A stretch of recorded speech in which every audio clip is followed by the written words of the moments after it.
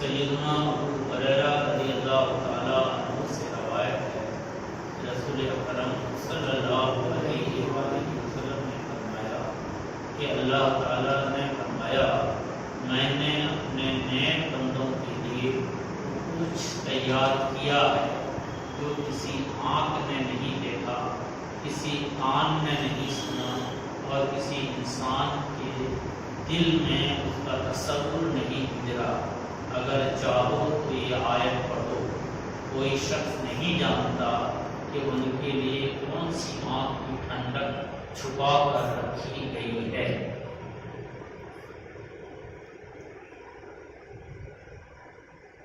بارہا جنت اور جہنم کے بارے میں سنتے ہیں، سنائے جاتے ہیں کہ اللہ عز و جل نے جنت بھی بنایا ہے اور جہنم۔ جنت کو اس نے اپنے رحم کا مظہر بنایا ہے عکس، اور جہنم کو اس نے اپنے قہر کا مظہر یعنی عکس بنایا ہے۔ تو جب سے ہم نے وہ سنبھالا ہے تب سے ہم سنتے آئے ہیں جنت اور جنت۔ جنت کے بارے میں ہمارا تصور یہ ہے، خیال یہ ہے کہ اللہ عز و جل کی نعمت میں بہت بڑی نعمت اور وہاں ہر طرح کی آسائش اور نعمتیں ہیں، اور جہنم کے بارے میں ہمارا تصور یہ ہے کہ اس میں ہر طرح کی دقت، مشقت، تکلیف اور عذاب ہے۔ لیکن اس کو اگر ہم حدیث مصطفیٰ علیہ تحیت و ثنا سے سنیں کہ اللہ تعالیٰ نے جو جنت تیار کیا ہے وہ جنت کا کمال تھا، اور اللہ عز و جل نے جو جہنم بنایا ہے اس کی ہولناکی اور اس کی تباہی اور اس کی سختی کا کیا انجام ہے۔ وہ حدیث کیا قرآن سے سننے کے بعد آپ کو بات سمجھ میں آئے گی۔ تو آج جو اپنی گفتگو ہے وہ جنت پر ہے، جنت اور اہل جنت کی خوبیوں کا بیان، جنت اور جنت والوں کی خوبیوں کا بیان۔ پہلی حدیث آپ نے سنا کہ حضرت ابو ہریرہ رضی اللہ تعالیٰ عنہ روایت کرتے ہیں کہ رسول مکرم صلی اللہ علیہ وآلہ وسلم نے فرمایا کہ اللہ تعالیٰ نے فرمایا، یعنی یہ جو حدیث ہے کہنے والے زبان نبی کریم صلی اللہ علیہ وآلہ وسلم کی ہے، لیکن کلام اللہ عز و جل کا ہے۔ حدیث جب آپ سنتے ہیں تو حدیث کے بارے میں آپ کو یہ نالج ہونا چاہیے کہ اس ایک حدیث کو حدیث قدسی بھی کہتے ہیں۔ اس کی حدیثیں ہیں اس کو حدیث قدسی کہتے ہیں۔ اس کا مطلب یہ ہے کہ کلام اللہ عز و جل کا ہے، بولنے والے مصطفیٰ کریم صلی اللہ علیہ وآلہ وسلم نے۔ تو یہ حدیث جو ہے حدیث قدسی ہے کہ نبی کریم صلی اللہ علیہ وسلم نے فرمایا کہ اللہ تعالیٰ نے فرمایا، یعنی بات جو ہے وہ اللہ کی ہے۔ اللہ تعالیٰ نے فرمایا میں نے اپنے نیک بندوں کے لیے وہ کچھ تیار کیا ہے جو کسی آنکھ نے نہیں دیکھا، کسی کان نے نہیں سنا۔ ہماری آنکھ یہ اللہ عز و جل کی بڑی نعمت ہے۔ کوئی آدمی ایسا ہے جو اپنے شہر کے بھی بہت سی گلیوں کو نہیں جانتا ہے، اپنے شہر کے بھی بہت سے پارکوں اور گھومنے ٹہلنے کی جگہوں کو نہیں جانتا۔ بہت سے لوگ ایسے ہیں شملہ بھی جاتے ہیں، کشمیر بھی جاتے ہیں، اور جہاں جہاں دیکھنے کی چیزیں ہیں، گھومنے ٹہلنے سیر کرنے کی چیزیں ہیں، سیاح آتے جاتے ہیں، وہاں پر جاتے رہتے ہیں۔ تو ظاہر سی بات ہے دونوں میں ایک جیسا نہیں ہو سکتا کہ وہ اپنے کٹنی کی بھی جنگلوں کو نہیں گھوما ہے، اور ایک آدمی ہندوستان کی جو بہترین جگہیں ہیں وہاں بھی جا کر وہ آیا ہے۔ اب آپ سے ہم پوچھیں کہ بھائی آپ کی آنکھوں نے کیا کیا دیکھا، آپ نے جو دیکھا وہ بیان کرو گے۔ آپ سے پوچھا جائے آپ کی آنکھوں نے کیا دیکھا، تو آپ جو دیکھے اور پھر آپ ہندوستان سے نکل جائیں گے ان ملکوں کی طرف جن ملکوں میں قدرت کی شاہراہیں ہیں، قدرت کے آبشار ہیں، قدرت کی نہریں ہیں، بہترین سبز و شاداب ہیں، بڑی ہریالیاں ہیں، جہاں دنیا ان مناظر کو دیکھنے کے لیے کروڑوں روپے خرچ کرتی ہے، لاکھوں روپے خرچ کرتی ہے۔ ان لوگوں کی آنکھیں اور اپنی آنکھیں، ایسی بات ہے ہم لوگوں نے بڑی شاہکار چیزیں دیکھی ہوں گی، ہم نہیں دیکھے۔ تو اس طرح آدمی اپنی حیثیت کے اعتبار سے اس دنیا میں بھی اللہ تعالیٰ کی بڑی بڑی قدرتیں کے مظاہر ہیں۔ ایک آدمی اور ہے جو کسی چڑیا خانہ گیا، وہاں جا کے شیر دیکھ کر آ گیا، اور ایک آدمی جو ہے جنگل میں گیا اور وہاں جو ہے 10,000 روپے خرچ کیا اور پھر اصل جنگلی اوریجنل شیر چیتا دیکھ کر آیا، دونوں میں فرق ہے۔ دنیا میں بہت سی چیزیں ہیں جو عجیب و غریب قسم کی خوبصورت ہے، دل کو بہلانے والی ہیں، مگر اللہ عز و جل جنت کے بارے میں جو کہہ رہا ہے اس کو آپ دھیان دیجیے۔ جو فرماتا ہے میں نے اپنے نیک بندوں کے لیے وہ کچھ تیار کیا ہے جو کسی آنکھ نے نہیں دیکھا، کسی کان نے نہیں سنا۔ آنکھ کے دیکھنے کا تو سوال ہی نہیں اٹھتا، یعنی قرآن و حدیث میں جتنی تعریفیں آئی ہیں وہ بھی صرف ایک جھلک ہے، ایک ہلکی سی اس کی منظر کشی ہے، مکمل طریقے سے اس کی تصویر کشی نہیں ہو سکتی۔ اس لیے رب نے فرمایا نہ کسی آنکھ نے دیکھا، نہ کسی کان نے سنا، اور کسی انسان کے دل میں اس کا تصور نہیں گزرا۔ تصور کا مطلب یہ ہے کہ آپ دل میں ایک خیال جما لیں کہ صاحب لوگ ابھی پلان بنا رہے ہیں چاند پہ جھنڈا گاڑنے کا، ہم تو چل کے وہاں بلڈنگ بنا لیتے، کرایہ پہ دے دیتے، پھر وہاں اپنا دبدبہ قائم کر لیتے۔ یہ سب تو خیال ہی نہ کرنا ہے، خیال کرنے سے کون روکتا ہے؟ اللہ عز و جل کی قدرت کو دیکھیے کہ وہ اپنے نیک بندوں پر کیسا نچھاور کرے۔ کہتا ہے کہ کسی انسان کے دل میں اس کا تصور نہیں گزرا۔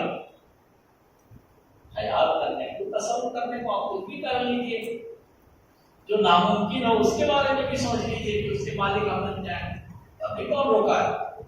مگر جنت کے بارے میں اگر آپ تصور بھی کرنا چاہیں، اتنا حسین، اتنی خوبصورت، اتنا کمال، اتنی خوبی، پھر بھی آپ کا تصور وہاں تک نہیں پہنچ سکتا۔ جو کسی آنکھ نے نہیں دیکھا، کسی کان نے نہیں سنا، اور نہ کسی دل میں اس کا تصور گزرا۔ جو کسی آنکھ نے دیکھا، نہ کسی کان نے، نہ دل میں اس کا تصور گزرا۔ اگر چاہو تو یہ آیت پڑھو۔ اب نبی کریم صلی اللہ علیہ وسلم خود قرآن مقدس کی ایک آیت کی طرف اشارہ کرتے ہیں، کوئی شخص نہیں جانتا کہ ان کے لیے کون سی آنکھ کی ٹھنڈک چھپا کر رکھی گئی ہے۔ یعنی وہ چیز جنت ہے، اور وہ جنت کی بہاریں ہیں، جنت کی خوبصورت چیزیں ہیں۔ حضرت انس رضی اللہ تعالی عنہ سے روایت ہے کہ رسول اکرم صلی اللہ علیہ وآلہ وسلم نے فرمایا، اللہ تعالیٰ کے راستے میں ایک صبح یا ایک شام روزانہ ہونا دنیا اور اس کے ہر چیز سے بہتر ہے۔ روزانہ نہیں، روانہ ہونا۔ اللہ تعالیٰ کے راستے میں ایک صبح یا ایک شام روانہ ہونا دنیا اور اس کی ہر چیز سے بہتر ہے۔ اور اگر جنتیوں کی ایک عورت زمین پر ظاہر ہو جائے تو زمین اور بہشت کے درمیانی فاصلے کو روشن کر دے، اور اس کے سر کا دوپٹہ دنیا اور اس کی ہر چیز سے بہتر ہے۔ انس رضی اللہ تعالیٰ عنہ کے بارے میں آپ نے بارہا سنا کہ وہ مشہور صحابی ہیں، اور نبی کریم صلی اللہ علیہ وسلم کے یہاں ان کو خصوصی مقام حاصل تھا۔ وہ کہتے ہیں کہ نبی کریم صلی اللہ علیہ وآلہ وسلم نے فرمایا اللہ تعالیٰ کے راستے میں ایک صبح اور ایک شام روانہ ہونا دنیا اور اس کی ہر چیز سے بہتر ہے۔ یعنی ایک صبح ایک شام کا مطلب آپ اللہ کی راہ میں جہاد میں نکلے، آپ اللہ کی راہ میں کوشش میں نکلے، آپ لوگوں کو قرآن سکھانے کے لیے، دین سکھانے کے لیے، دین سمجھانے کے، حلال اور حرام کی تعلیم دینے کے لیے، اچھی چیزیں بتانے کے لیے، ہر وہ چیز جس سے دوسرے کو فائدہ ہو، ایک صبح یا ایک شام روانہ ہوئے تو آپ کا یہ عمل دنیا اور اس کی ہر چیز سے بہتر ہے۔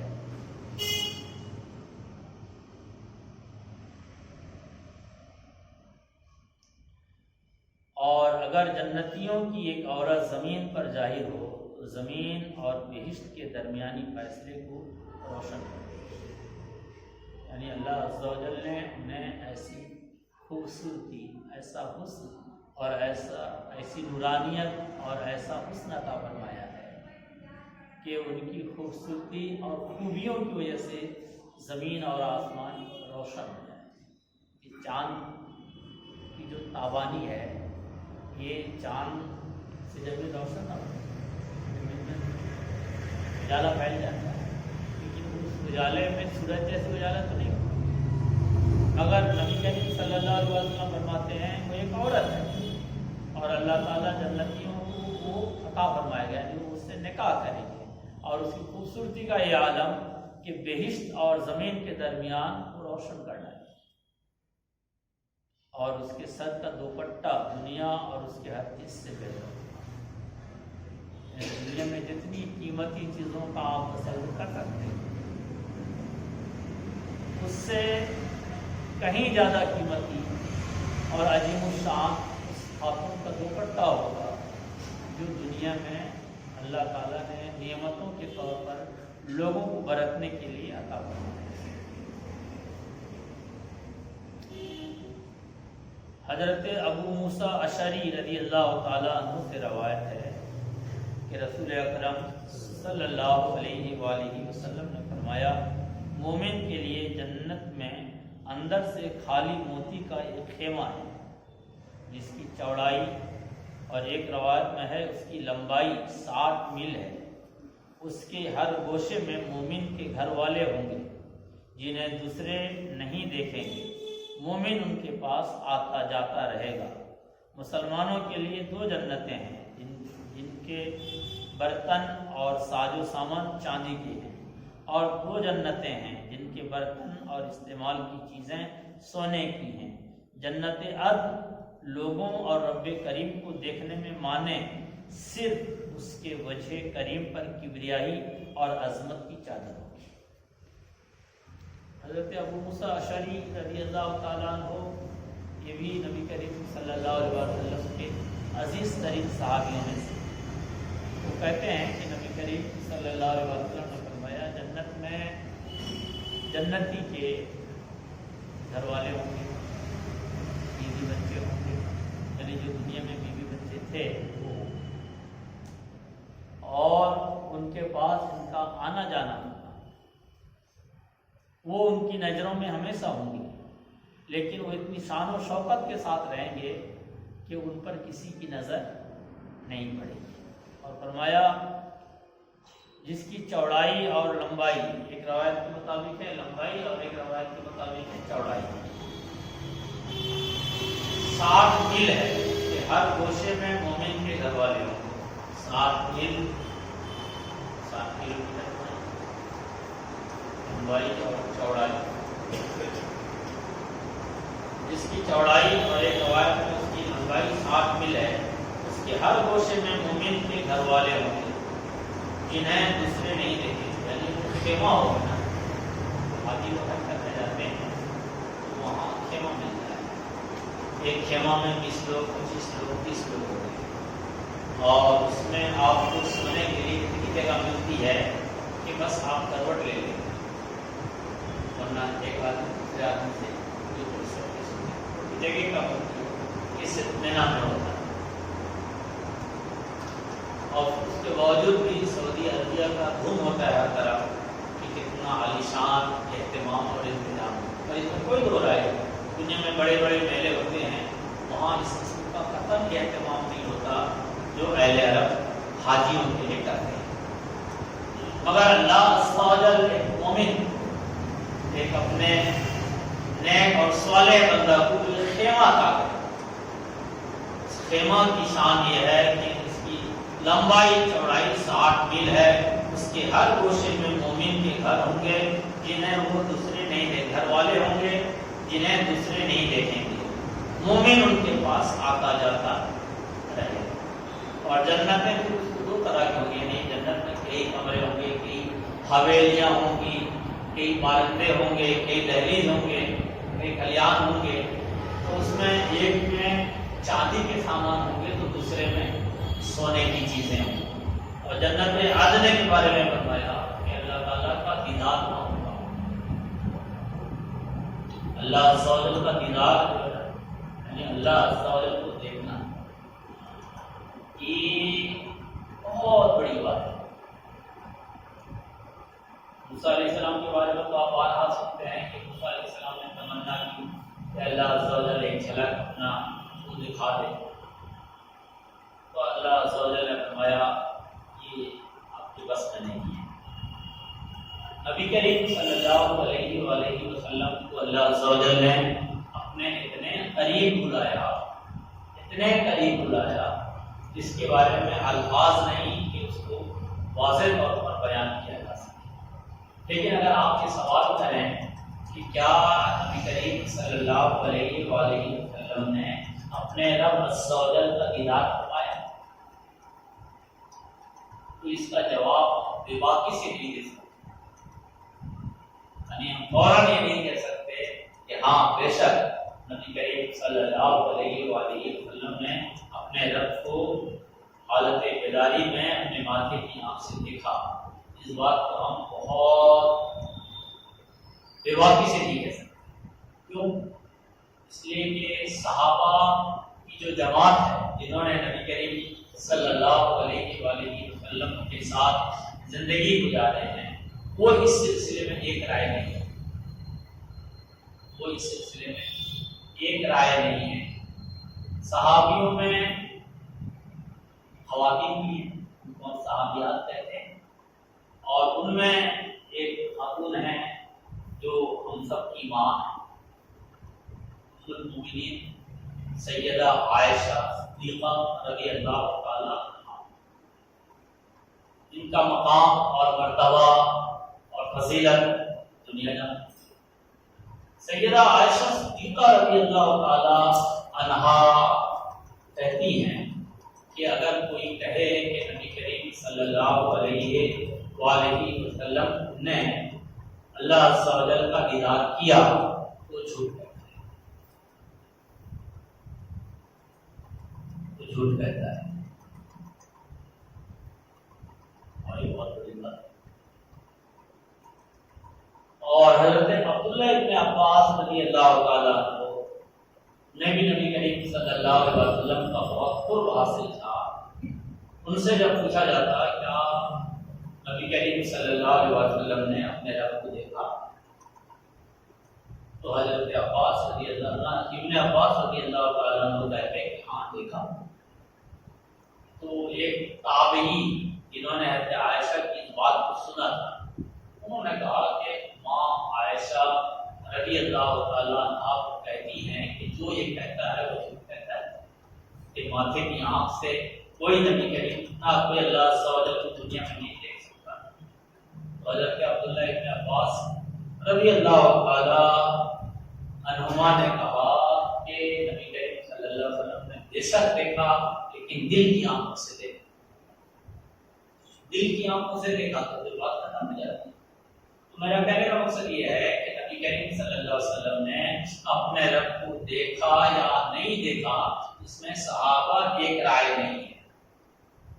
اور اگر کوئی آپ کہو کہ ہماری تو محبت ہے، ہم تو مانتے ہیں کہ نبی کریم صلی اللہ علیہ وسلم نے اپنے رب کو دیکھا، تو یہ محبت والی بات نہیں ہے، یہ حل کیونکہ سیدہ عائشہ صدیقہ رضی اللہ تعالی عنہا سے تو آپ کو زیادہ معلومات نہیں.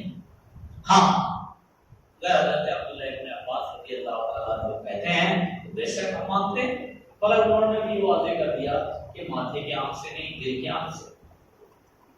تو اللہ عز و جل کو دیکھنا ایک بہت بڑی بات ہے، لیکن اللہ تعالیٰ مومن کو جنت میں جو موقع دے دے. یہاں نبیوں، رسولوں، پیغمبروں، شہیدوں کی بات نہیں ہو رہی. مومن جو اللہ والا ہے، نیک ہے، صالح ہے، جس کو جنت ملے گی، وہ اللہ عز و جل کا دیدار کر سکتا ہے.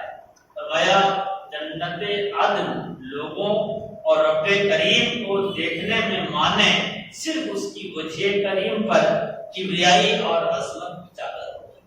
یعنی اللہ تعالیٰ اگر جنت عدن کا فرماتا ہے، یہ بھی ایک جنت ہے، تو وہاں بندہ تو رب کو دیکھ سکتا ہے، لیکن وہاں بھی ایک ریکارڈ ہوگا. جو ریکارڈ ہوگی وہ کیا ہوگی؟ رب عز و جل کبریائی اور عظمت کی چادر ہوگی، اس کی وجہ کریم.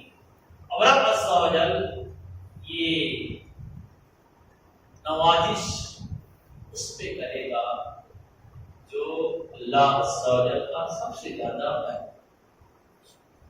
لیکن ہر جنتی اپنے رب کو دیکھے گا، لیکن وہ ہمیشہ دیکھے گا ایسا. جنت میں جو درجات ہوں گے نا، کوئی اعلیٰ درجہ میں، ادنا درجہ میں، کھانے پینے، رہنے سہنے برتنے کی جو چیزیں ان کی ایک جیسی ہوں گی، یا اگر بڑی بھی ہوگی تو جو جنتی ہوگا اس کو تو لگے گا کہ میری کمی نہیں ہے. کیونکہ جنت کی خوبی جو قرآن میں اللہ نے بیان کی ہے اس کی یہ ہے کہ جب جنتی جنت میں یہ سوچے گا، اس کے دل میں خیال آئے گا اے کاش یہ ہمارا ہوتا، یہ ہمیں مل جاتا، فوراً اس کو مل جاتا. تو یہاں پہ اس بات کا کوئی مطلب ہی نہیں رہے گا کہ ہم کو کتنا اچھا ملا یا ہم کو کتنا ادنا ملا، کتنا اعلیٰ ملا. ہاں یہ بات ضرور رہے گی کہ رب عز و جل کا دیدار کون کتنا کرتا ہے، رب عز و جل کا دیدار کون کتنا کرتا ہے. جنت عدن میں بھی ہمیشہ بندہ اپنے رب کو دیکھے گا ایسا نہیں ہوگا. اللہ عز و جل کی کبریائی کی چادر ہوگی، عظمت کی چادر ہوگی، اور اسی کو دکھائے گا جس کو چاہیے. اس کے بارے میں اور بھی حدیث آئے گی.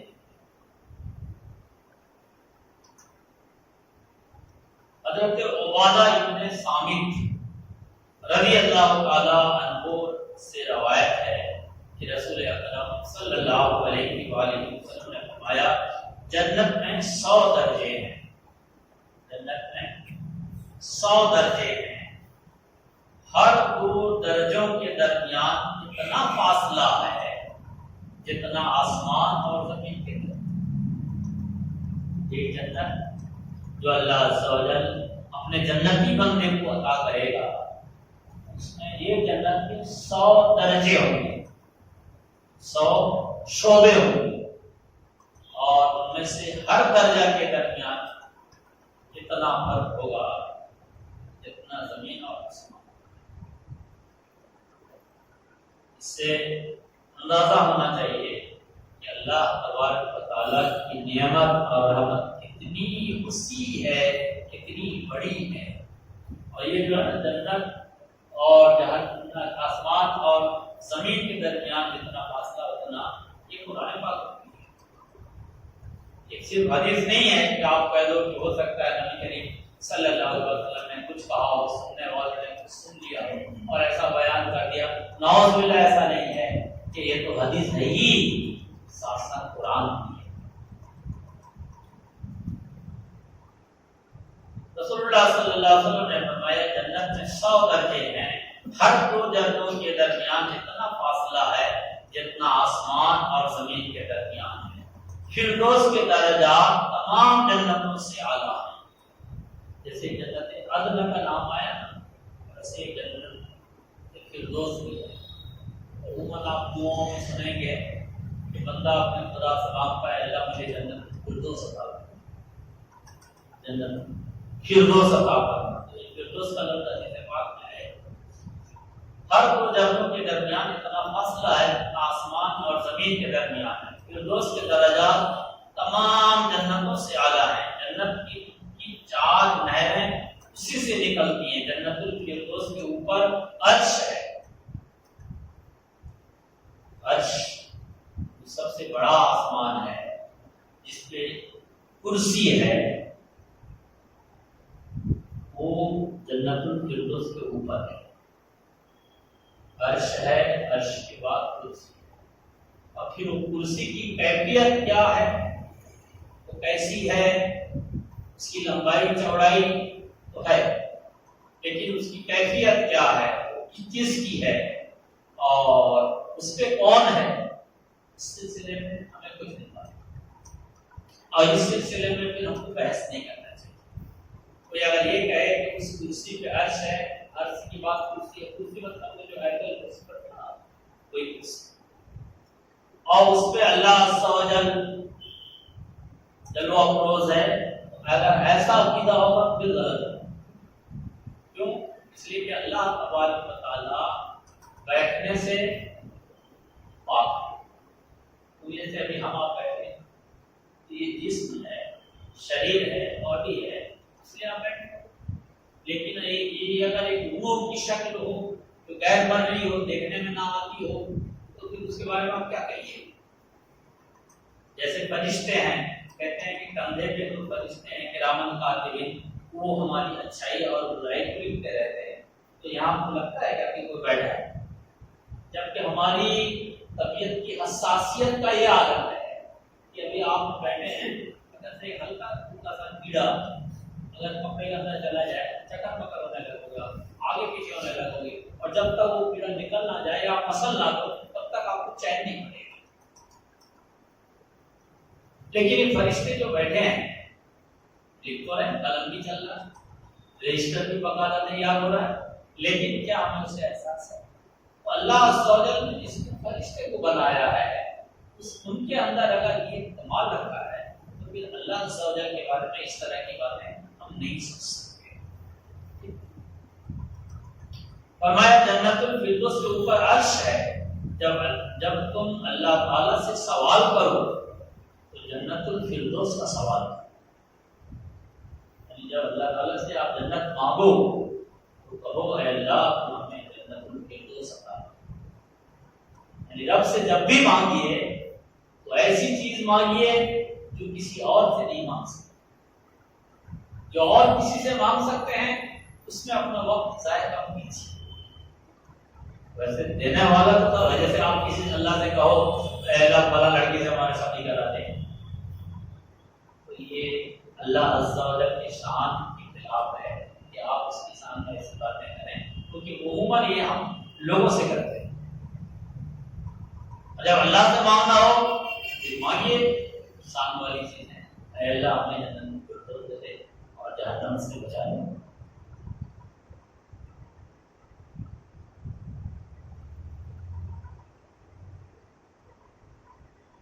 حضرت انس رضی اللہ تعالیٰ عنہ سے روایت ہے کہ رسول اکرم صلی اللہ تعالیٰ علیہ وآلہ وسلم نے فرمایا جنت میں ایک بازار ہے جہاں جنتی ہر جمعہ کے دن جائیں گے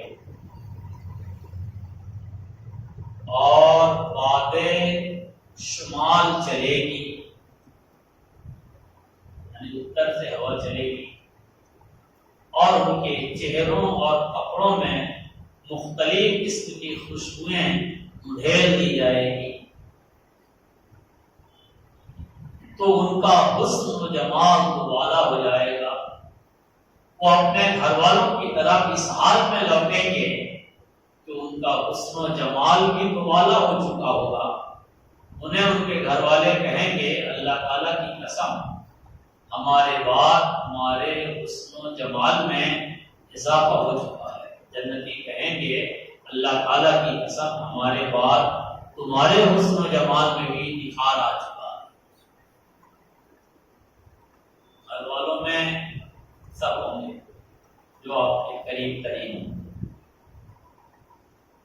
اور آپ کہاں گئے بازار، دنیا کے بازار میں جب ہم جاتے ہیں خرید و فروخت کر کے آتے ہیں تو آپ کے کپڑے میں کہیں کوئی داغ لگ جائے گا، کوئی دھبا لگ جائے گا، چھینٹیں آ جائیں گے، پسینہ آ جائے گا، بدن سے کہیں سے مہک آنے لگے گی، چہرے میں جو ہے دھوپ اور چھاؤں اور برسات کی وجہ سے کہیں نہ کہیں جو ہے ایک قسم کی مرجھاہٹ پژمردگی آ جائے گی، ایک عجیب قسم کی کیفیت ہوگی جو آپ کے حسن و جمال میں خوبصورتی ہے سوال یا نشان ہوگا۔ یہ دنیا کی کیفیت سب کے ساتھ ہوتا ہے۔ آپ جب نہا دھل کے بن سنور کے نکلتے ہیں تو آپ کی الگ شان ہوتی ہے، اور جب شام میں گھر آتے ہیں تھکے آ رہے تو آپ کی ایک الگ کیفیت ہوتی ہے۔ مگر اللہ عز و جل بندہ کو جب جنت عطا کرے گا اور وہ جب بازار جائیں گے تو بالکل اس کے برعکس ہوگا، اس کا الٹا ہوگا۔ کیا ہوگا کہ وہ جب بازار جائیں گے تو اللہ تعالیٰ ان پر خوشبوئیں اڈھیل دیں گے، اور جب وہ جو خوبصورتی ہوگی اس خوبصورتی میں چاک چاند لگ جائے گا اور دوبالا ہو جائے گا۔ پھر وہ جب گھر آئیں گے گھر والے کہیں گے کہ اللہ کی قسم اللہ عز و جل نے آپ کے حسن میں، جمال میں، خوبصورتی میں اور اضافہ فرما دیا ہے اور زیادہ کر دیا ہے۔ وہ بھی کہیں گے کہ اللہ کی قسم اللہ عز و جل نے آپ کے جمال میں بھی، آپ کے حسن میں بھی، آپ کے رونق اور نورانیت میں بھی اضافہ کرنا۔ یہ حدیثیں ہیں، کس کی ہیں؟ یہ مسلم شریف کی حدیث ہے۔ حضرت ابو ہریرہ رضی اللہ تعالیٰ عنہ سے روایت ہے کہ رسول اکرم صلی اللہ علیہ وآلہ وسلم نے فرمایا، پہلا گروہ جو جنت میں داخل ہوگا اس کی سورج چودھویں کے چاند کی جیسی ہوگی۔ پہلا گروہ یعنی جو جنت کا بہترین طبقہ ہوگا،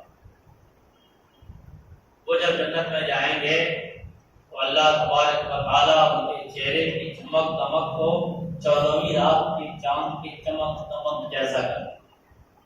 دیکھیے اس دنیا میں حسین ترین ہستی جو ہے محمد رسول اللہ صلی اللہ تعالیٰ علیہ وآلہ وسلم ہے۔ آپ کے بارے میں صحابہ نے جب آپ کی رنگت کو بیان کیا ہے، آپ کے حلیہ کو بیان کیا ہے، آپ کی شکل و شباہت کو بیان کی ہے، تو انہوں نے چاند سے تشبیہ دی کہ ہم نے چاند کی رات میں دیکھا، 14ویں رات کی چاند تھی اور نبی کریم صلی اللہ علیہ وسلم کے چہرے میں حسن تھا۔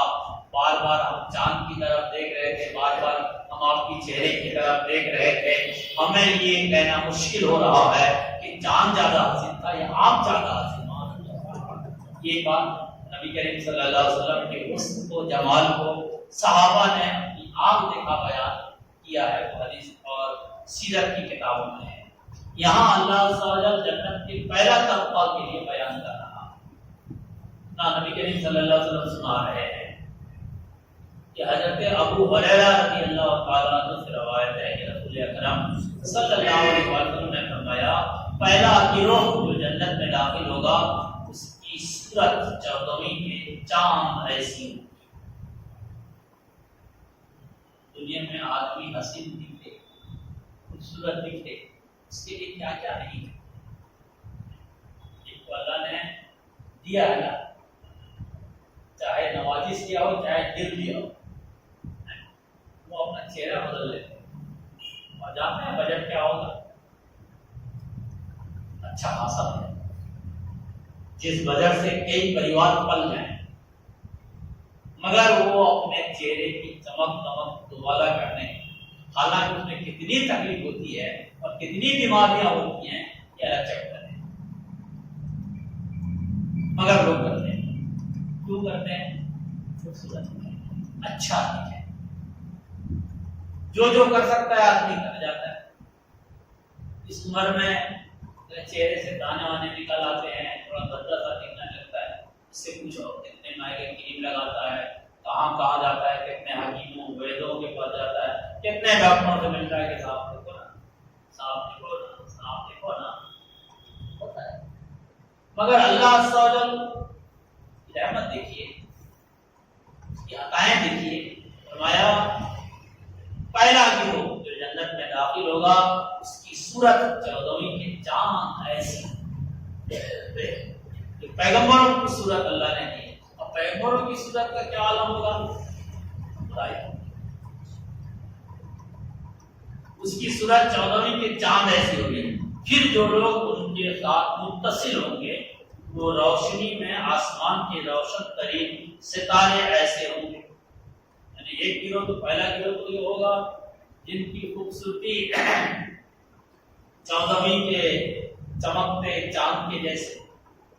دوسرا گروہ جو ان کے فوراً بعد جنت میں جائے گا اس کا آسمان کے بہترین سیارے، یعنی آسمان میں چاند کے علاوہ بھی بہت سے سیارے ہیں. اگر آپ لوگوں نے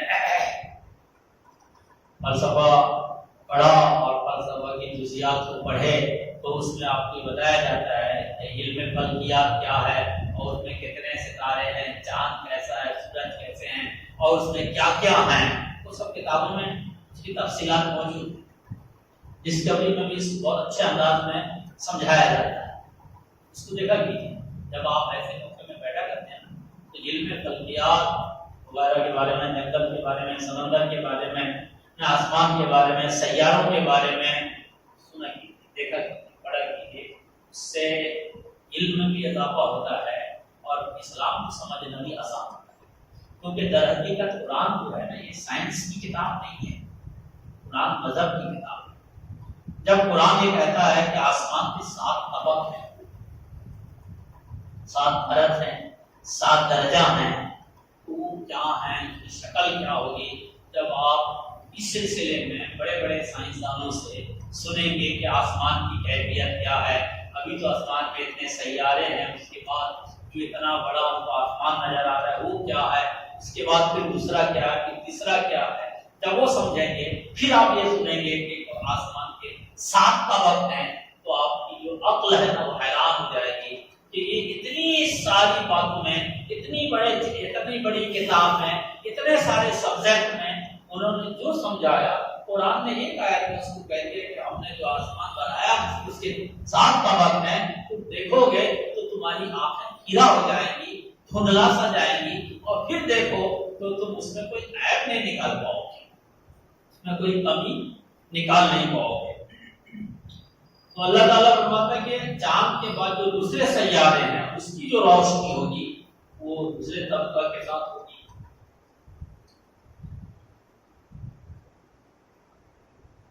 ان کے دل ایک شخص کے دل کی طرح ہوں گے، ان کے دل ایک شخص کے دل کی طرح ہوں گے.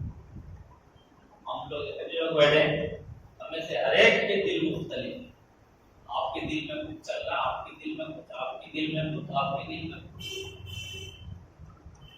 آپ لاکھ کوشش کیجئے کہ یہ سب دل ہم خیال ہو جائیں، ایک خیال پر، ایک رائے پر متحد ہو جائیں. ابھی کسی بھی معاملے میں اگر آپ کی رائے لی جائے تو آپ کی کچھ ہوگی، آپ کی کچھ ہوگی، آپ کو کچھ ہوگی. اور کثرت رائے کی بنیاد پر اگر ایک فیصلہ کر لیا جائے تو بہت دیر تک نہ صحیح، کچھ دیر کے لیے آپ کو جھنجھلاہٹ ہوگی کہ یار ہم نے رائے دی اور اس کو اہمیت نہیں دی گئی یا قبول نہیں دی. ہر آدمی کے دل میں اپنی ایک رائے ہے، مختلف خیال ہے. آپ کسی کو اچھا سمجھتے ہو، کسی کو برا سمجھتے ہو، وغیرہ وغیرہ چلتا رہتا ہے. مگر جنت میں ایسا نہیں ہوتا. جنت میں ایک رائے، ایک خیال. کسی کے لیے کوئی غلط، کسی کے لیے کوئی بری چیز، کوئی بری سوچ، کوئی بری فکر، کوئی برا تصور، کوئی برا خیال ہرگز نہیں آئے گا. اللہ کے نبی صلی اللہ علیہ وآلہ وسلم کہتے ہیں ان میں نہ کوئی اختلاف ہوگا اور نہ ہی فرماتے ہیں کہ ان کے دل ایک شخص کے دل کی طرح ہوں گے. ان میں نہ کوئی اختلاف ہوگا اور نہ ہی ایک دوسرے کی دشمنی ہوگی. ان میں سے ہر ایک کے لیے بڑی آنکھوں والی حوروں میں سے 2 بیویاں ہوں گی. کمال حسن کی بنا پر ہڈیوں اور گوشت کے پیچھے سے ان کی پٹلیوں کا خدا نظر آئے گا. وہ لوگ صبح و شام اللہ عز و جل کی پاکیزگی بیان کریں گے. یعنی باوجود اس کے کہ اللہ تبارک و تعالیٰ انہیں ایسی نعمتیں عطا فرمائے گا تو وہ جو خواتین ہوں گی وہ ان کو خدا کے ذکر کے لیے ابھاریں گی۔ دیکھو کیا ہوتا ہے، کبھی کبھی جب عورت کی بات آتی ہے تو آدمی صرف ایک نظریے سے سوچتا ہے۔ ایک تاریخ کی ایک کتاب ہے جس کا نام ہے تاریخ فرشتہ، یہ ہندوستان کے جو راجا بادشاہ نواب گزرے ہیں نا ان کی تاریخ ہے۔ گجرات کے ایک بادشاہ تھے، ان کی 3000 لونڈیاں تھیں، 3000 بیوی آدمی جو ہے ایک وقت 4 سے زیادہ نہیں رہ سکتا، لیکن لونڈیاں 10,000 رہ سکتا ہے۔ تو جب کوئی بھی بات سنتا ہے پہلی نظر میں وہ سمجھے گا دنیا کا سب سے بڑا عیاش ہوتا ہے، دنیا کا سب سے بےہودہ قسم کا آدمی ہوتا ہے۔ تو ایک دن اپنے مشیر سے کہنے لگا، صلاحکار سے، کہ میاں 10,000 لونڈیاں تو ہمارے پاس ہیں، لیکن جس کو حسن کہتے ہیں، خوبصورتی کہتے ہیں، جو میرا دل چاہتا ہے وہ مجھے نظر نہیں۔ تو ایک آدمی وہاں بیٹھا تھا، مشیر نے کہا کہ صاحب آپ نے اس کام کے لیے جس کو لگا رکھا ہے خود ہی نہیں جانتا کہ حسن کس کو کہتے ہیں۔ انہوں نے کہا کہ اس کا مطلب آپ جانتے ہو کہ حسن کس کو کہتے ہیں؟ کہا میں جانتا ہوں۔ آج پھر آپ ہی چن لو۔ تو انہوں نے غیر مسلم لڑکی کو دیکھا اور اٹھا کے لے گئے۔ تو بادشاہ کے حرم میں وہ بیچارہ بوڑھا آدمی اور اس کی ماں بوڑھی عورت وہ دونوں پریشان، لیکن ان کو معلوم تھا کہ بادشاہ جو ہے وہ انصاف کرتا ہے، لیکن بادشاہ تک پہنچے کیسے؟ اور اگر بادشاہ کا کوئی خاص شروع سے لے کے آخر تک دربانوں کو اشارہ کر دے کہ اگر وہ فلاں قسم کا آدمی آئے تو تم کو اس کو لفٹ نہیں دینا، ایڑیاں لگا کر مر جائے، کبھی نہیں جا سکتا بادشاہ۔ 6 مہینے گزر گئے، بادشاہ تفریح کے لیے جنگل کی طرف جا رہا تھا۔ وہ بوڑھا بوڑھی یعنی جو لڑکی کی ماں اور باپ تھے وہ آ کے ایک مقام پہ کھڑے ہو گئے اور بادشاہ کی پالکی کو دیکھا تو رونا شروع کر دیا۔ اچھا کارندے جو بادشاہ کے تھے وہ سمجھ نہیں پائے۔ بادشاہ نے کہا سواریوں کو دیا ہے کہ فریاد سنو۔ تو دونوں رو کے کہنے لگے کہ صاحب آپ کے جو کارندے ہیں، مشیر ہیں، صلاحکار ہیں، انہوں نے ہماری لڑکی کا اغوا کر دیا۔ آپ کون؟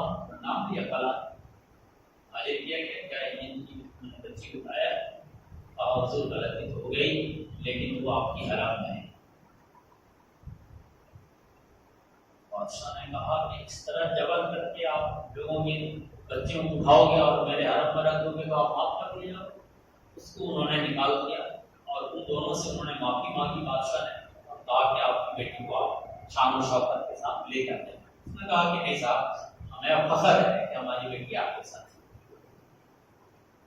اس دن سے وہ بادشاہ نے کہا کہ اب کسی عورت کو یہاں نہیں آؤں گے۔ اس آدمی کی کبھی تہجد جو ہے وہ قضا نہیں ہوتی تھی، اس بادشاہ کی تہجد کبھی قضا نہیں ہوتی تھی، چاہے وہ رات کے 1 بجے سوئے یا 2 بجے سوئے۔ اس نے اپنے باندیوں سے کہہ رکھا تھا کہ ہمیں جگانا اٹھانا، اگر میں نہ اٹھوں تو مجھے پانی اڑا دینا تاکہ میری تہجد کا جنا ہو۔ جو آدمی تہجد کا جنا کرے وہ آدمی فرائض کو کیسے ادا کر سکتا ہے، واجبات کو کیسے ادا کر سکتا ہے؟ اس زمانے میں دستور تھا کہ جو بڑا آدمی ہوتا تھا بازار میں مال بکتا ہے خریدیے۔ یوسف علیہ السلام بھی تو بیچے گئے تھے، خریدنے والوں نے خریدا۔ یہ عیب نہیں ہے، عیب اس وقت ہے جب وہ خدا کو بھول جائے، لیکن یہاں خدا کو بھولنا کیا، وہ تہجد بھی قضا نہیں کرتا تھا۔ اور جب گھر سے نکلتا تھا بندہ تو انہوں نے بادیوں کے ایک جماعت بنا رکھا تھا، جو قرآن پڑھ کر اس کو دم کیا کرتے تھے. انہوں نے ایک بازار بنایا تھا جس پہ وہ لوگ اپنے ضروریات کی چیزیں خریدتی تھی اور ان سب کے لیے کام مقرر تھے کہ آپ فلاں غریب محلہ کے نگراں ہو، آپ فلاں غریب محلہ کے نگراں ہو، آپ فلاں غریب کے بچوں کی دیکھ بھال کرو گے. ایسا نہیں کہ وہ آدمی عیاشی میں لگا رہتا تھا، وہ ان چیزوں کے ذریعے اللہ کے بندوں کو فائدہ پہنچانا چاہتا تھا. تو جنت میں اللہ عز و جل عورت عطا کرتا ہے، اور عورت کی خوبی کیا ہے تو حدیث کے ترجموں میں آپ نے سن لیا. پھر فرمایا وہ لوگ صبح و شام اللہ کی پاکیزگی بیان کریں گے، یعنی اللہ کے ذکر میں لگے رہیں گے. وہ بیمار نہیں ہوں گے. جنت میں بیماری نہیں ہوگی. دنیا میں آپ کتنے بھی اپنے آپ کو بچائیں، کتنا بھی پرہیز کریں، کھان پین رہن سہن وغیرہ وغیرہ وغیرہ، لیکن بیماری سے بچ نہیں سکتے. لیکن جنت میں بیماری نہیں ہوگی. پیشاب اور پخانے نہیں کریں گے، تھوکیں گے نہیں ناک کا پانی پھینکیں گے.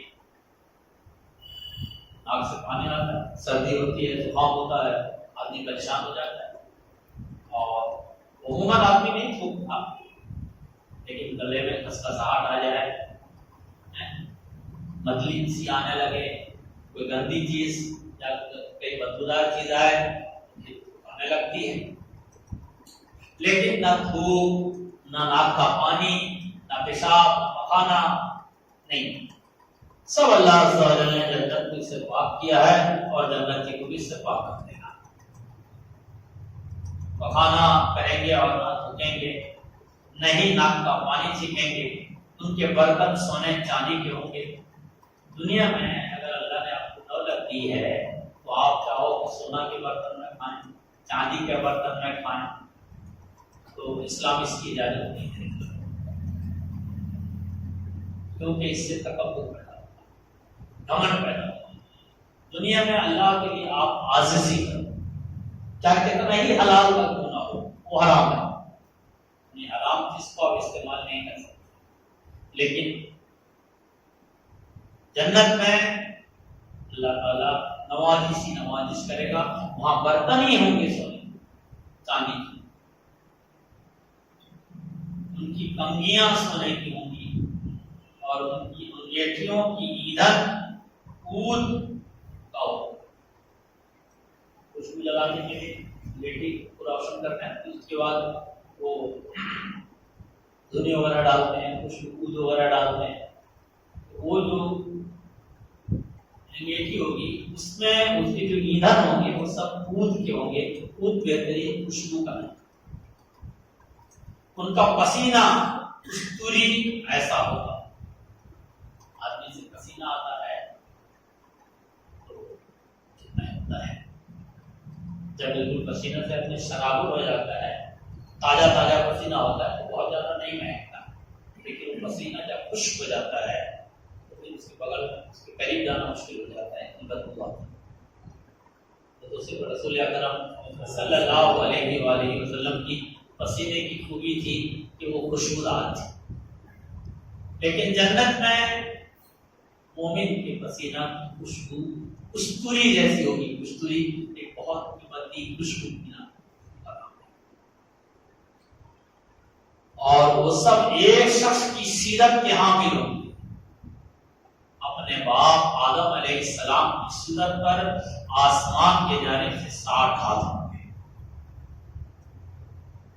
سورج جو ہے وہ اپنے باپ آدم علیہ السلام کی صورت پر ہوں گے. یعنی جنتی جو ہے یہ جیسے آج ہماری قد ہے کتنی فٹ ہوگی، 5 فٹ، کسی کی 5.5 فٹ، کسی کی 4.5 فٹ.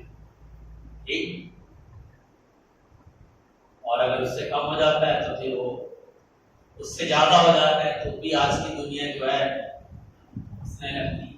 دنیا میں کئی لوگ ہیں جو عجوبہ بنے ہوئے ہیں، وہ اس لیے رکھے جاتے ہیں کہ اس سے پیسے ملتے ہیں، لوگ دیکھنے کے لیے آتے. آدم علیہ السلام کو اللہ نے جب بنایا تھا وہ 60 ہاتھ لمبائی تھی. جنتی جب جنت میں ہوگا اس کی لمبائی بھی اپنے باپ کے بس آن پان شان سے. اور دوزخیوں کا تو یہ موڈ ہے نا، جب دوزخ کا بیان ہے نا اس میں آئے گا کہ کئی کوس تک پھیلے ہوں گے، کئی کلومیٹر تک پھیلے، کتنا بھیانک دکھے گا. کسی آدمی کا مرڈر ہو جائے، وہ آدمی تو آپ کو بہت قریبی ہو، اس کی زبان نکلی ہو، آنکھ ٹیڑھی ہو گئی، اس کے ساتھ کی کیفیت بدل گیا ہو، تو آدمی کو دیکھ کے دہشت. تو اللہ تعالیٰ جہنمیوں کے چہرے کو بگاڑ دے گا، اور جنتیوں کا یہ کمال کہ آدم علیہ السلام کی صورت عطا کرے، اور آدم علیہ السلام کی جو صورت ہے وہ اللہ عز و جل کی بنائی. اور ایک بات گزری کہ ایک شخص کی سیرت کے حامل ہوں گے. اس سے پہلے ایک بات گزری جنت میں آدمی ایک دل کے ہوں، یعنی ایک شخص جیسا دل ہوگا. یعنی جیسے ہمارے دل میں اگر اللہ کی تعریف ہے سب کے دل میں ہوگا. ایسا نہیں ہوگا دنیا میں ہم کچھ سوچ رہے ہیں آپ کچھ سوچ رہے ہیں. اسی طرح ایک سیرت، ایک کی سیرت ہوگی. اور ظاہر سی بات ہے محمد رسول اللہ صلی اللہ علیہ وآلہ وسلم کی سیرت ہوگی. یعنی بندہ پر اللہ کی نوازش ہوگی اور بندہ اللہ کے ذکر و فکر میں مگن ہوگا. یہ جنت کے تعلق سے ہے 3-4 حدیثیں پڑھی ہیں. اور جنت کا بیان جو ہے وہ 49 صفحہ سے لے کر 85 صفحہ تک، 49 صفحہ سے لے کر 85 صفحہ تک. اور اس میں سے 3 یا 4 حدیثیں پڑھی ہیں. ابھی اتنی ساری حدیثیں ہیں، اور اتنی ساری حدیثیں شاید آپ سن بھی نہیں پائیں گے. اس لیے یہ چیپٹر جو ہے آنے والا سنیچر کو انشاءاللہ ختم ہو جائے گا. اس میں ایک حدیث پڑھی جائے گی ادنا جنت، اور وہ سنیے. وہ اگر چپ گئے تو چپ گئے، ٹھیک ہے. ایک ہی حدیث پڑھی جائے گی انشاءاللہ ادنا جنت. اس سے تصور ہو جائے، تصور میں اس بات سمجھ میں آ جائے گی کہ جب ادنا جنتی کا یہ عالم ہے تو اعلیٰ جنتی کا کیا ہوگا. اللہ عز و جل ہمیں جنت عطا فرمائے، جنت الفردوس عطا فرمائے. ہم سے وہ کام لے جس سے تو خوش ہو، اس کام سے بچائے جس سے اللہ ناراض ہو. آمین یا رب.